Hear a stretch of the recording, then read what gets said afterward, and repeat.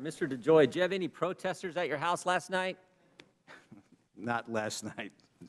President Biden called for you to resign, Mr. DeJoy? No, the president has not called for me to resign. Any member of your board called for you to resign? No, sir. You got no one on the Board of Governors asking you to resign, no protesters at your house. The president hasn't asked you to resign. The chairwoman hasn't asked you to resign. And I want to know what's happened. What's different between February 24th, 2021 and August 24th, 2020? What happened in those 6 months? What could explain the Democrats' difference in attitude?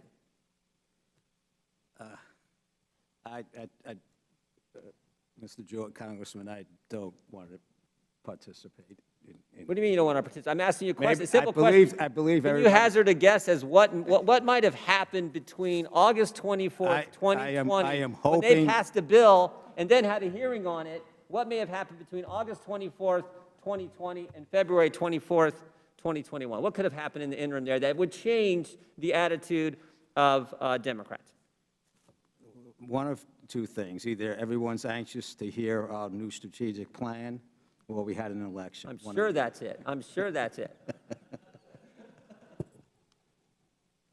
Still waiting for an answer. I did this to you when you were here last time, Mr. DeJoy. I asked you, to comment on something. You wouldn't do it then either. What happened between August and February? What important event happened? We had an election. We had an election. It was all a charade. You not take my word for it. The Wall Street Journal called it a giant conspiracy theory.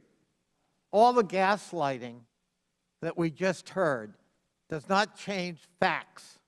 Mr. Diamondstein, please move the mic close to your mouth. Thank you.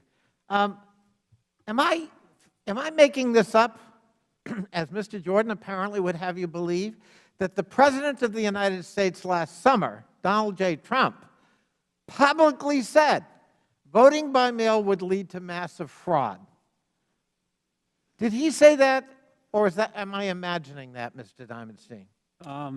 I don't think you're imagining it.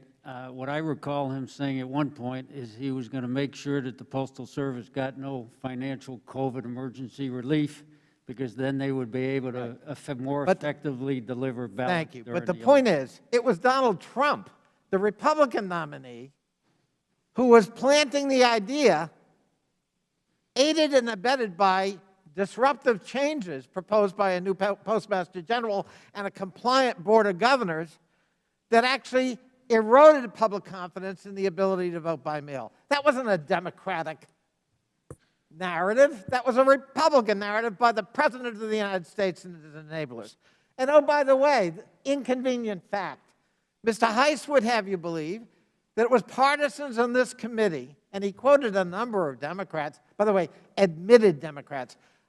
For the record, I'm an admitted Democrat and damn proud of it. I didn't vote to overturn an election, and I will not be lectured by people who did about partisanship. But facts are stubborn things. It wasn't the idea that it was complete fiction, that the changes proposed by in fact, implemented by Mr. DeJoy with a compliant board, led by now Chairman Mr. Bloom, who's admitted he went along with them. It was a federal judge who found it politically motivated, not a Democratic critic.